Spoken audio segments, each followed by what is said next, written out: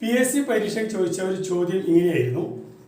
30 km/h വേഗതയിൽ സഞ്ചരിക്കുന്ന ഒരു വാഹനം 2 സ്ക്വയർ കിലോമീറ്റർ പരപ്പളവുള്ള ദീർഘചതുരാകൃതിയിലുള്ള ഒരു സ്ഥലം ചുറ്റി സഞ്ചരിക്കുവാൻ 12 മിനിറ്റ് എടുത്തു. സ്ഥലത്തിന്റെ നീളവും വീതിയും തമ്മിലുള്ള വ്യത്യാസം എത്ര?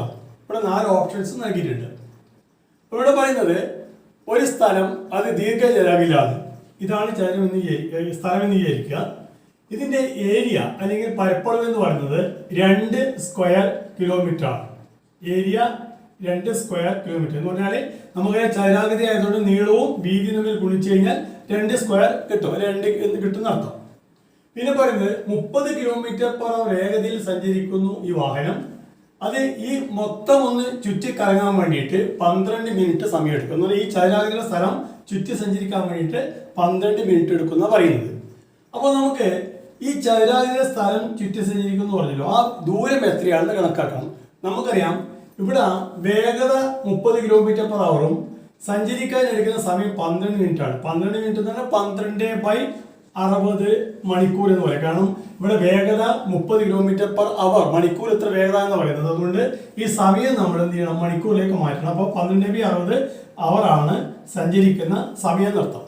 അപ്പോൾ നമുക്ക് സഞ്ചരിക്കുന്ന ദൂരം എന്ന് പറയുന്നത് ദൂരം സമം വേഗത ഗുണിക്കണ സമയമാണ്. വേഗത 30 ഗുണിക്കണം സമയം 12/60 ആണ്. 12/60 കിട്ടും. ഈ 30 60 2 പ്രാവശ്യം പോകും. 2 12 6 പ്രാവശ്യം പോകും. അപ്പോൾ 6 കിലോമീറ്റർ ആണ് സഞ്ചരിക്കാൻ ദൂരം. എന്ന് പറഞ്ഞാൽ ഈ ചതുരാകൃതിയ സ്ഥലം മൊത്തം ചുറ്റി സഞ്ചരിക്കുന്നത് 6 കിലോമീറ്റർ ആണ്. ചുറ്റി സഞ്ചരിക്കുന്ന ദൂരം എന്ന് ഉദ്ദേശിക്കുന്നത് ഈ ചതുരത്തെ സംബന്ധിച്ച് പറയുകയാണെങ്കിൽ അതിന്റെ ചുറ്റളവാണ്. അപ്പോൾ നമുക്ക് ചതുരത്തിന്റെ ചുറ്റളവ് എന്ന് പറയുന്നത് എന്ത് കിട്ടി? 6 കിലോമീറ്റർ എന്ന് കിട്ടി ഇതിൽ നിന്ന്. അപ്പോൾ ചുറ്റളവ് 6 കിലോമീറ്റർ ആണെങ്കിൽ 2 നീളവും 2 വീതിയും കൂടി കൂട്ടിയതാണ് ഈ ചുറ്റളവ്. ചതുരത്തിന്റെ ചുറ്റളവ് 6 കിലോമീറ്റർ. അങ്ങനെയാണെങ്കിൽ ഒരു നീളവും ഒരു വീതിയും എന്ന് പറഞ്ഞാൽ നീളം കൂട്ടണം വീതി എന്ന് പറയുന്നത് ഈ 6ന്റെ നേർ പകുതി ആയിരിക്കും. അതായത് 3 കിലോമീറ്റർ ആണ് നീളവും വീതിയും തമ്മിൽ കൂട്ടിക്കഴിഞ്ഞാൽ. ഇതിനൊക്കെ പറയുന്നു നീളവും വീതിയും തമ്മിൽ ഗുണിച്ചു കഴിഞ്ഞാൽ 2 ആണ്.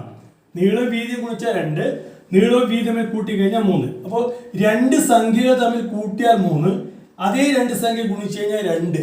സംഖ്യ ഏതൊക്കെ ആയിരിക്കും? 2 സംഖ്യകൾ കൂട്ടിയാൽ 3, ഗുണിച്ചാൽ 2. അപ്പോൾ സംഖ്യകൾ എന്തായിരിക്കും? 1 2 1 ആയിരിക്കും.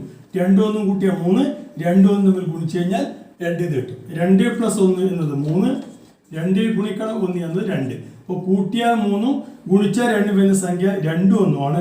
അതുകൊണ്ട് നീളം 2 എന്നും വീതി 1 എന്ന് കിട്ടും. അപ്പോൾ വ്യത്യാസം എന്തായിരിക്കും? 2 കുറക്കണം 1, അതായത് 1 കിട്ടും. അപ്പോൾ ഓപ്ഷൻ സി 1 എന്നാണ് ശരിയായിട്ട് വരുന്നത്.